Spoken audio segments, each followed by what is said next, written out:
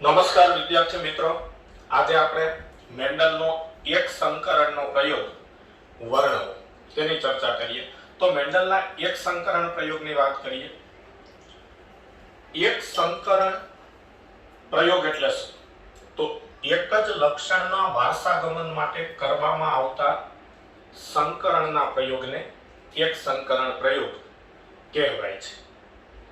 એટલે કે કોઈ પણ સજીવમાં પિતૃનું એક લક્ષણ તેની સંતતિમાં, કોઈ એક લક્ષણ તેની સંતતિમાં વારસામાં કેવી રીતે આવે છે? તો આ એક જ લક્ષણના વારસાગમનને સમજવા માટે સંકરણના જે પ્રયોગ થાય તેને એક સંકરણ પ્રયોગ કહેવાય. મેન્ડલે તેના એક સંકરણના પ્રયોગ માટે વટાણાના છોડની ઊંચાઈનું લક્ષણ પસંદ કર્યું. જો કે આવા અલગ અલગ 7 લક્ષણોને ધ્યાનમાં રાખી અને મેન્ડલે એક સંકરણના પ્રયોગ કરેલા, જે 7 લક્ષણોના નામ અને તેમાં પ્રભાવી અભિવ્યક્તિ કઈ છે અને પ્રચ્છન્ન અભિવ્યક્તિ કઈ છે તેની ચર્ચા આપણે આગળના લેક્ચરમાં કરી ચૂક્યા છીએ. તો અહીં આપણે છોડની ઊંચાઈનું લક્ષણ કેવી રીતે વારસામાં આવે છે તેના માટે એક સંકરણનો પ્રયોગ જોવાનો છે. તો મેન્ડલે તેના એક સંકરણના પ્રયોગ માટે છોડની ઊંચાઈનું લક્ષણ પસંદ કરેલું. હવે મેન્ડલની પ્રયોગ કરાવવાની રીત શું હતી? તો મેન્ડલ પ્રથમ પ્રયોગ હંમેશા પરફલનનો કરાવતો. પહેલો પ્રયોગ હંમેશા પરફલનનો કરાવતો અને બાકીના બધા પ્રયોગ હંમેશા સ્વફલનના કરાવતા. તો સૌપ્રથમ મેન્ડલે વટાણાના શુદ્ધ ઊંચા છોડનું, શુદ્ધ એટલે સમયુગ્મી, એટલે કે જેમાં બંને કેપિટલ ટી છે, એટલે એક જ લક્ષણના બંને જનીનો સમાન હોય તો તેને શુદ્ધ અથવા સમયુગ્મી સજીવ કહેવાય. તો સૌપ્રથમ મેન્ડલે વટાણાના શુદ્ધ ઊંચા છોડનું શુદ્ધ નીચા છોડ સાથે પરફલન કરાવ્યું. તો પહેલા પ્રયોગમાં મેન્ડલે વટાણાના શુદ્ધ ઊંચા છોડનું વટાણાના શુદ્ધ નીચા છોડ સાથે પરફલન કરાવ્યું. તો F1 પેઢીમાં બધા જ છોડ ઊંચા પ્રાપ્ત થયા, પરંતુ તેનું જનીન બંધારણ કેપિટલ ટી સ્મોલ ટી છે. તો F1 પેઢીમાં બધા છોડ ઊંચા પ્રાપ્ત થયા અને તેનું જનીન બંધારણ કેપિટલ ટી સ્મોલ ટી છે, એટલે કે આ છોડ વિષમયુગ્મી છે. તો વિષમયુગ્મી એટલે આપણે જાણીએ છીએ કે એક જ લક્ષણના બંને જનીનો અલગ અલગ હોય તો તેને વિષમયુગ્મી કહેવાય. જેમ કે અહીં છોડની ઊંચાઈનું લક્ષણ છે, તો આ F1 પેઢીના છોડના જનીન બંધારણમાં એક કેપિટલ ટી છે અને બીજો સ્મોલ ટી છે, એટલે એક જ લક્ષણના બંને જનીનો અલગ અલગ છે. એક જ લક્ષણના બંને જનીનો અલગ અલગ હોય તો તેને વિષમયુગ્મી સજીવ કહેવાય. તો સૌપ્રથમ મેન્ડલે વટાણાના શુદ્ધ ઊંચા છોડનું વટાણાના શુદ્ધ નીચા છોડ સાથે પરફલન કરાવ્યું. તો F1 પેઢીમાં બધા છોડ વિષમયુગ્મી અને ઊંચા પ્રાપ્ત થયા.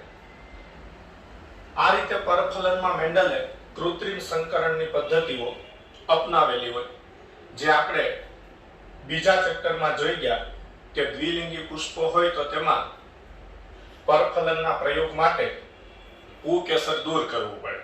ઉકેસર દૂર કરવાની ક્રિયાને ઇમેસ્ક્યુલેશન કહેવાય. ત્યારબાદ તેના પર મીણિયા કાગળની બનેલી કોથળી ઢાંકવી પડે, તેને બેગિંગ કહેવાય. તો ઇમેસ્ક્યુલેશન અને બેગિંગ આવી બે પ્રક્રિયાઓ દ્વારા મેન્ડલે પરફલન કરાવે.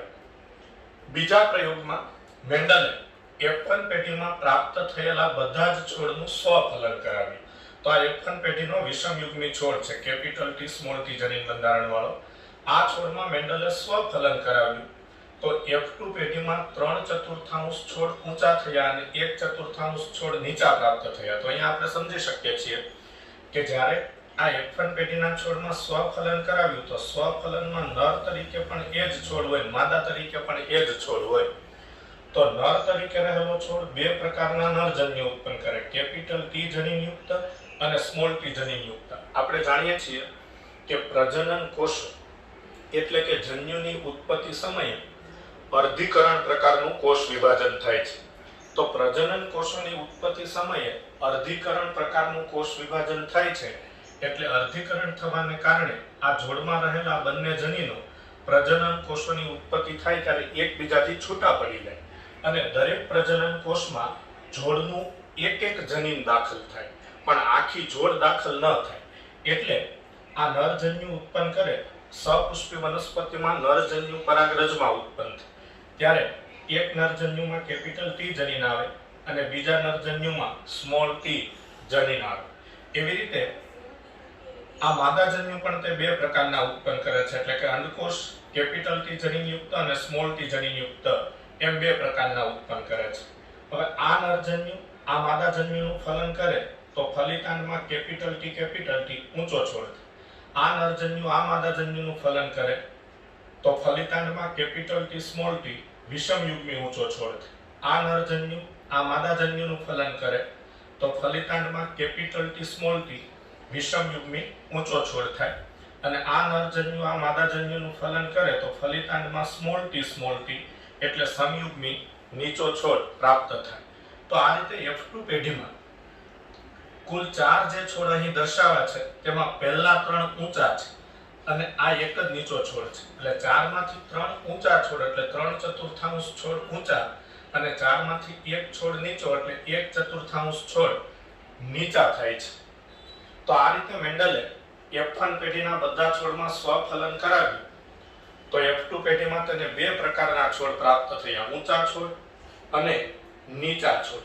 આ ઊંચા છોડ અને નીચા છોડ તેમને જે પ્રાપ્ત થયા તે ઊંચા અને નીચા છોડના લક્ષણો તેના પિતૃ છોડને સમાન હતા. તેના પિતૃ છોડને સમાન હતા એટલે ઊંચો છોડ તેના પિતૃ જેટલો ઊંચો હતો અને નીચો છોડ છે એ પણ તેના પિતૃ જેટલો નીચો હતો. એટલે ઊંચા અને નીચા છોડના લક્ષણો તેના પિતૃ છોડને સમાન હતા અને તેમાં કોઈ પણ પ્રકારનું સંમિશ્રણ ન હતું. એટલે કે લક્ષણોની ભેળસેળ થતી ન હતી.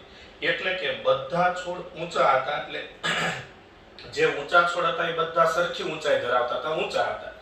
અને જે નીચા હતા તે બધા છોડ નીચા હતા, મતલબ એમાં કોઈ વચગાળાની ઊંચાઈ નહોતી આવતી. એટલે જે ઊંચા છોડ હતા તે બધા ઊંચા હતા અને જે છોડ નીચા પ્રાપ્ત થયા એ બધા નીચા હતા. પરંતુ કોઈ પણ છોડ આ બે ઊંચાઈની વચ્ચેની ઊંચાઈના ન હતા, એટલે કે વચગાળાની ઊંચાઈ ધરાવતા હતા નહીં. એટલે દાખલા તરીકે ઊંચો છોડ 6 ફૂટ ઊંચો હોય તો જેટલા ઊંચા છોડ પ્રાપ્ત થયા એ 6 ફૂટ જેટલા ઊંચા હતા અને નીચો છોડ 1.5 ફૂટ ઊંચો હોય તો જેટલા નીચા છોડ પ્રાપ્ત થયા એ 1.5 ફૂટ ઊંચાઈ ધરાવતા હતા. પરંતુ વચગાળાની ઊંચાઈ નહોતી કે કોઈ છોડ 5 ફૂટ ઊંચા હતા, કોઈ છોડ 4 ફૂટ ઊંચા હતા, કોઈ છોડ 3 ફૂટ ઊંચા હતા. એટલે બધા ઊંચા છોડ ઊંચા હતા અને નીચા છોડ નીચા હતા, પણ વચગાળાની ઊંચાઈ ધરાવતા ન હતા. આપણે આ F1 પેઢીમાં જે કેપિટલ ટી સ્મોલ ટી જનીન બંધારણવાળા છોડ પ્રાપ્ત થયા તો એ ઊંચા થયા. તો ઊંચા થયા ત્યારે એક જ પિતૃનું લક્ષણ તેમાં અભિવ્યક્ત થયું ઊંચા છોડનું, પણ બીજા પિતૃ જે હતા નીચા છોડ તેનું લક્ષણ અભિવ્યક્ત ન થયું. તો આપણે જાણીએ છીએ કે લક્ષણો માટે જવાબદાર ઘટકોને મેન્ડલ કારક કહેતા, જેને આજે આપણે જનીન કહીએ છીએ. તેને અંગ્રેજીના મૂળાક્ષરો એટલે કે ABCD ના અક્ષરોની સંજ્ઞાથી દર્શાવે. તો જે જનીન અભિવ્યક્ત થાય છે તેના માટે આપણે અહીં કેપિટલ અક્ષર લઈએ એટલે કે કેપિટલ T લઈએ, અને જે આ F1 પેઢીના છોડમાં અભિવ્યક્ત નથી થતો તેના માટે સ્મોલ t લઈએ. તો કેપિટલ T અને સ્મોલ t બંને એક જ લક્ષણના બંને જનીનો છે, પણ એક જ લક્ષણના બંને જનીનો છે એટલે એને એકબીજાના વૈકલ્પિક કારકો કહેવામાં આવે છે. અને જો એક જ લક્ષણના બંને જનીનો સમાન તો તેને સમયુગ્મી છોડ કહેવાય, અને એક જ લક્ષણના બંને જનીનો જુદા જુદા હોય તો તેને વિષમયુગ્મી છોડ કહેવાય. છોડની ઊંચાઈના લક્ષણ માટે 3 પ્રકારના જનીન બંધારણ પ્રાપ્ત થાય છે: capital T, capital T small t અને સ્મોલ t. તો અહીં છોડની ઊંચાઈના લક્ષણ માટે 3 પ્રકારના જનીન બંધારણ પ્રાપ્ત થાય છે: capital T, capital T small t અને સ્મોલ t. કેપિટલ T અને સ્મોલ t એ સમયુગ્મી છોડ છે, કારણ કે તેમાં એક જ લક્ષણના બંને જનીનો સમાન છે.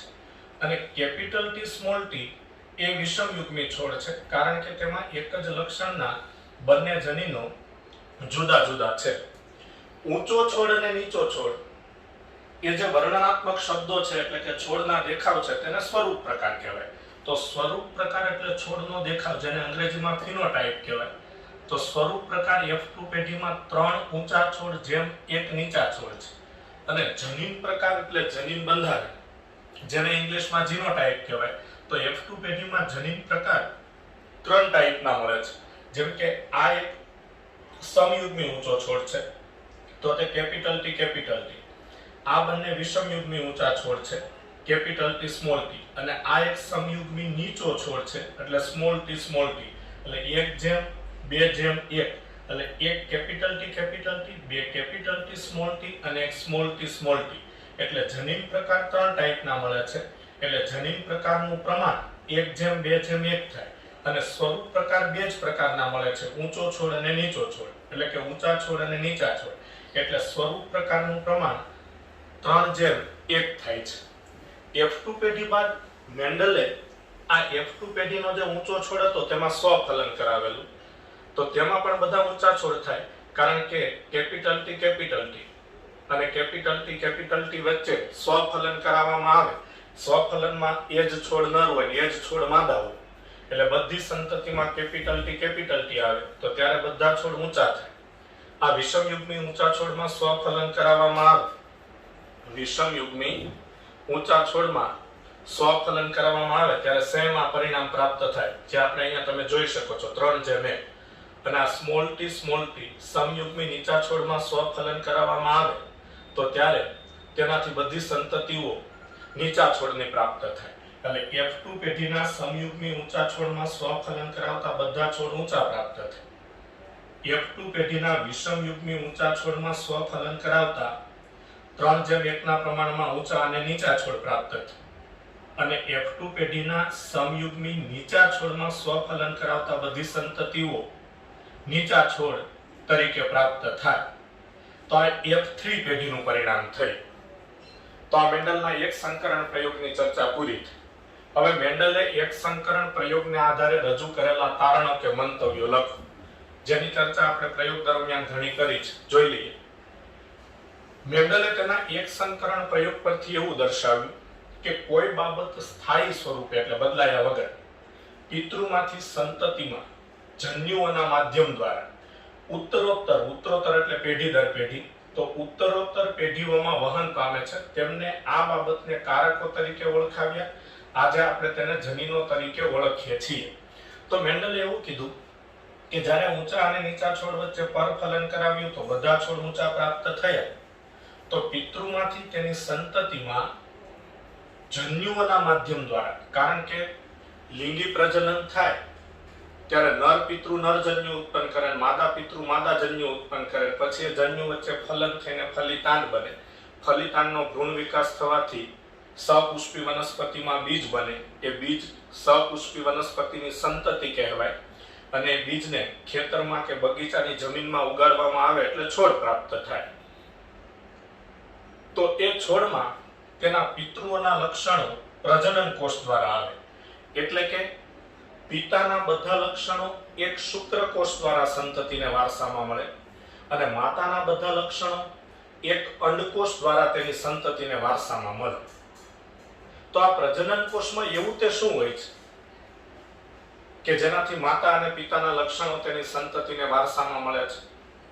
તો પ્રજનન કોષમાં રહેલા આ દ્રવ્યને કે પ્રજનન કોષમાં રહેલી આ બાબતને કે જેનાથી પિતૃના લક્ષણો તેની સંતતિને ઉત્તરોત્તર પેઢીઓમાં એટલે પેઢી દર પેઢી પ્રાપ્ત થાય છે, તે દ્રવ્યને મેન્ડલે કારકો કે ઘટકો એવું નામ આપ્યું. આજે આપણે તેને જનીનો કહીએ છીએ, કારણ કે કારકોને જનીનો તરીકે 1909 માં જોહાન્સન નામના વૈજ્ઞાનિકે ઓળખાવે. એટલે જોહાન્સન નામના વૈજ્ઞાનિકે કારકોને જનીન એવું નામ આપેલું.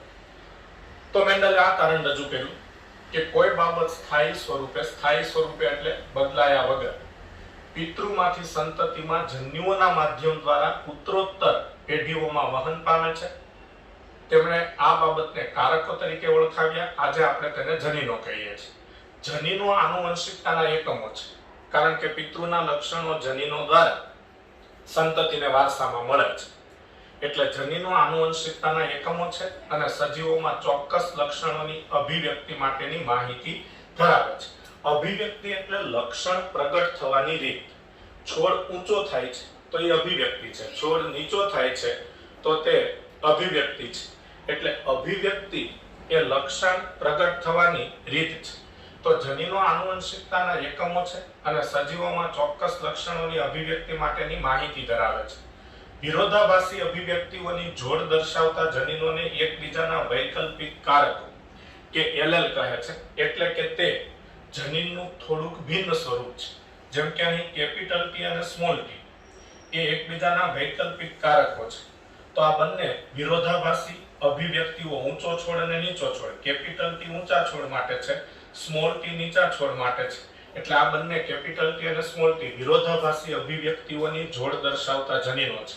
તો અહીં કેપિટલ ટી અને સ્મોલ ટી ને એકબીજાના વૈકલ્પિક કારકો કે વૈકલ્પિક જનીનો ઇંગ્લિશમાં એલેલ કહેવાય છે. આ એલેલ એ જનીનનું થોડું ભિન્ન સ્વરૂપ છે. મતલબ કેપિટલ ટી અને સ્મોલ ટી એ જનીનના થોડા ભિન્ન સ્વરૂપ છે, એકબીજાથી અલગ છે. અહીં કેપિટલ ટી અને સ્મોલ ટી એકબીજાના એલેલ છે.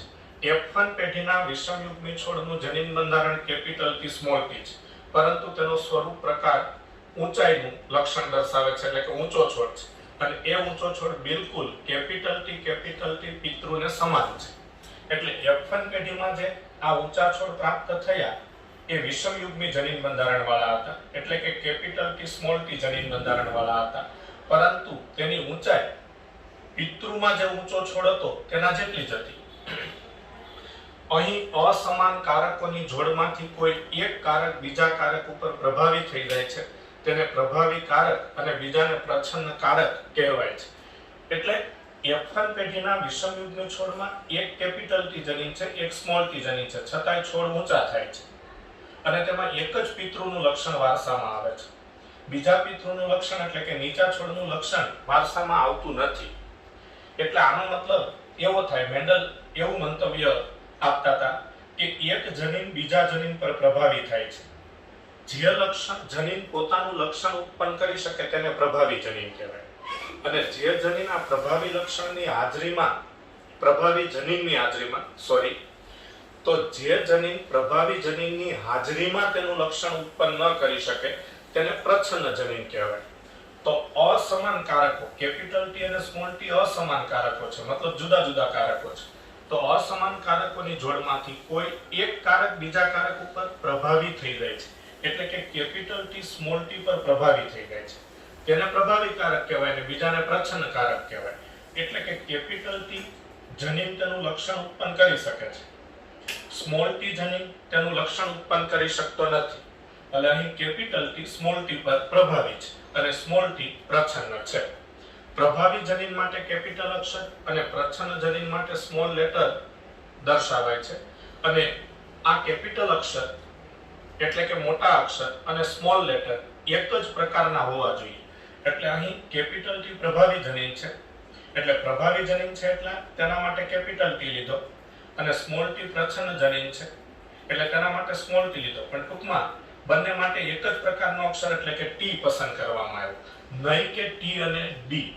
જો એવું કરવામાં આવે કે પ્રભાવી અભિવ્યક્તિ માટે કેપિટલ ટી લેવામાં આવે અને પ્રચ્છન્ન અભિવ્યક્તિ માટે ટી સિવાયનો બીજો કોઈ મૂળાક્ષર લેવામાં આવે, ધારો કે સ્મોલ લેટર પણ ડી લીધો એટલે કે ટી સિવાયનો અન્ય મૂળાક્ષર લીધો સંજ્ઞા તરીકે, જનીનોની સંજ્ઞા દર્શાવવા માટે, તો એ પ્રોબ્લેમ થાય કે આ કેપિટલ ટી અને સ્મોલ ડી એક જ લક્ષણના જનીનો હશે કે જુદા જુદા લક્ષણના જનીનો હશે, એ યાદ રાખવું મુશ્કેલ થાય.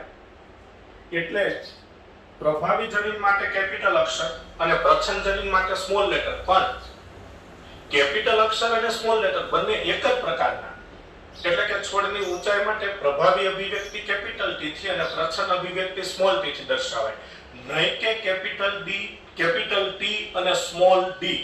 કારણ કે જો કેપિટલ ટી અને સ્મોલ ડી એમ જુદા જુદા અક્ષર લેવામાં આવે તો પ્રોબ્લેમ એ થાય કે આ કેપિટલ ટી અને સ્મોલ ડી એ એક જ લક્ષણના જનીનો હશે કે નહીં એવો પ્રોબ્લેમ થાય, એ યાદ રાખવું મુશ્કેલ થાય.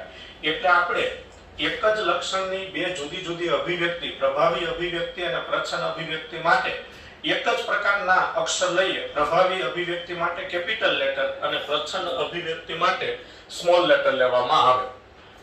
કેપિટલ ટી સ્મોલ ટી છોડ જે F1 પેઢીનો છોડ છે એ એક લક્ષણ ઊંચાઈનું નિયંત્રણ કરતા જનીન માટે વિષમયુગ્મી છે. એટલે capital T small T F1 પેઢીના છોડ છે તે વિષમયુગ્મી જનીન બંધારણ ધરાવે છે.